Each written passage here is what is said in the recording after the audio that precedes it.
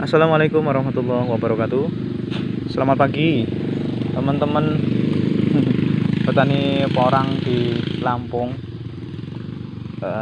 Ini petani pemuda kita dari Karang Taruna, Mas Rahmat dari Terusan. Kita akan hajar habis-habisan untuk 2-3 hektar di lokasi Terusan sini. Kancamu, Mat. Yuk. Jadi lokasi ini di sini ada setengah hektar lebih, di sana juga ada 3/4 hektar. Ada lagi satu lokasi yang punya Mas Teguh, itu belum ke kontrol, kelewatan. Tong deling ketemu bapak. Nah ini setelah dibajak seperti ini pakai traktor kemarin, ini kurang halus kalau untuk proses penanaman. Jadi kita nanti harus di rotari ya, di rotari sekali lagi sehingga dia halus. Kita tidak perlu gulut kalau di bawah karet yang hanya sekitar 4 meter jaraknya ini, 4 meter 5 meter lah, 5 meter. Jadi tengah-tengahnya ini semua jadi satu gulutan. Hanya nanti dari biji kata atau dari biji bunga kita tinggal ditajuk saja seperti jagung gitu. Nanti kita kasih pupuknya itu nanti kita kasih dekomposer. Jadi tanahnya ini bagus. Nanti kita hajar lagi pupuk organik per 1 bulan sekali agar hasil maksimal. Kita targetnya dari ini kita akan aplikasikan untuk pembibitan bunga. Kita targetkan bobotnya setengah on sampai 3 onan. Dengan bismillah insya Allah bisa. Jadi kami aplikasi setengah hektar ini akan kami isi dengan biji bunga itu 50.000 minimal. Jadi kalau saya sih mau ngasihnya 10 kilo per ini, sedangkan sekilonya punya saya itu 8.000 sampai 9.000-an, anggap aja 8.000. Jadi saat setengah hektar ini insya Allah bisa keisi 80.000. Dengan jarak berapa? Hanya jarak 10 cm saja kawan, tidak usah jauh-jauh.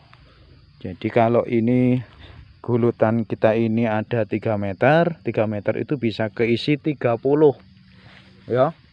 30 misalnya dikali ke sana bisa 1.000, berarti satu lajur ini aja udah 30.000 Isen. Hah? Berarti 80.000 kurang akeh iki. Hah? Ya ketimbang ini, ketimbang keisi suket, enak rapet porang nih. Bener enggak?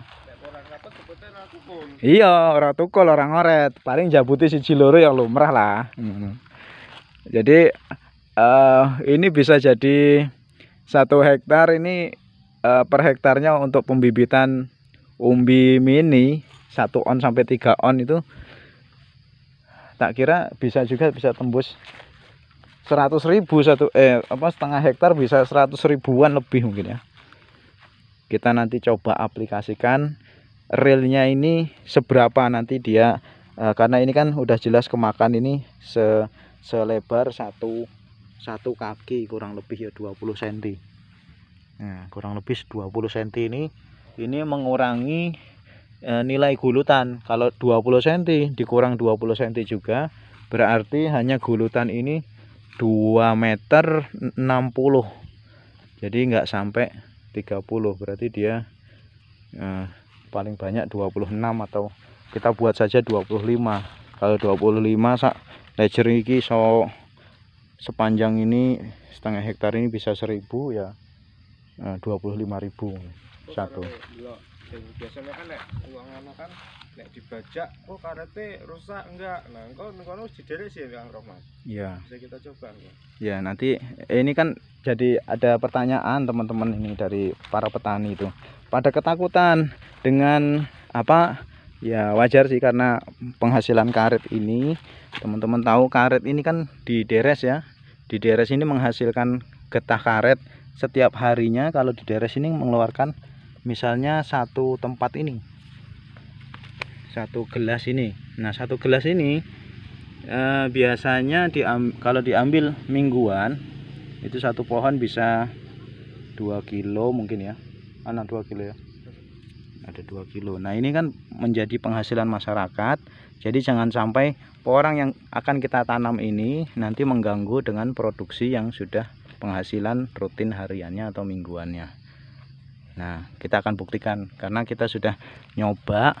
Ada juga di Kota Bumi di Lampung Utara ini lahan 8 hektar punya Pak Haji Suwandi, itu sudah dideres bahkan lebih besar lagi dari ini, dan itu tetap produktif. Bahkan setelah kita kasih pupuk ya maksimal dia lama-lamanya itu 1 bulan, setengah bulan sampai 1 bulan itu sudah mengeluarkan getah bahkan lebih daripada biasanya. Karena apa? Sudah ketimpah pupuk kandang, kita berikan lagi pupuk setiap bulannya biar nggak lemu. Ya paling trauma-trauma ini lumrah lah kalau akar ini misalnya akar ini tertebas karena dari bajak, ini nanti dia akan tumbuh akar serabut yang kecil-kecil kurang lebih ya seperti ini, dan itu lebih banyak dia menghisap atau mengambil sari-sari makanan. Justru nanti di sini isinya pupuk kabeh itu yo lemu lah insyaallah gitu ya. Kita coba lihat lokasi satunya lagi. Kita akan lihat lokasi satunya lagi. Iki nyemprotnya orang garing ya, orang resik tenan ya.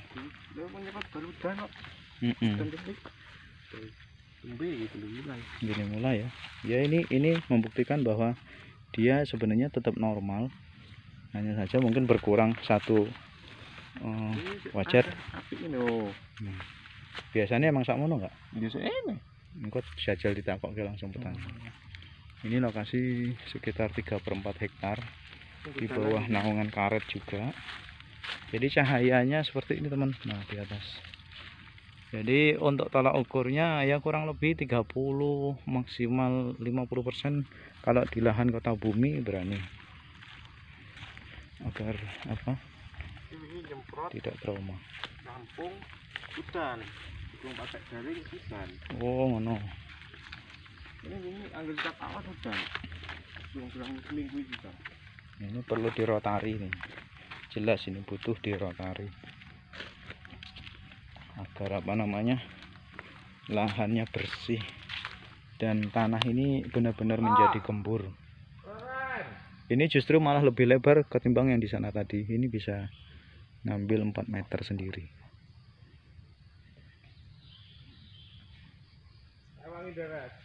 Ya, lokasinya cukup menjanjikan.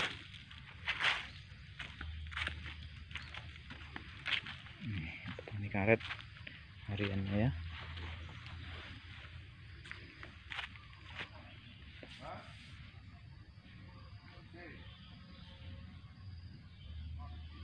Jadi ini tetap dilakukan penderesan. Setelah kemarin dibajak, ini langsung diaplikasikan, langsung dideres. Kalau di sini disadap atau dideres, dikerok dari sini sampai ke bawah ini dibuat luka baru kulit karetnya sehingga mengeluarkan karet gitu. Ini penghasilan saudara-saudara kita yang ada di Lampung Utara, penghasilan karet yang notabene-nya ya sekarang ini masih rendah-rendahnya, sekilo 4.000 sampai 6.000 kawan. 4.000 sampai 6.000. Ini getah ini nanti akan beku. Getah putih ini akan beku, ini seperti ini, hitam ini. Bismillah teman-teman, insya Allah ini akan menjadi jalan berkah kita semua, menjadi ladang amal kita semua, perjuangan kita untuk menciptakan peluang-peluang kesempatan kesuksesan baru di dalam dunia pertanian. Ya, ini sampingnya kebun, baik sekali. Oke, gitu. Salam sukses dari saya, Edi Porang Lampung. Semangat petani porang, kita hendaknya kompak bersama. Ayo yang teman-teman belum buat KTA, kita bisa buat KTA bersama agar tidak menghindari pencurian, menghindari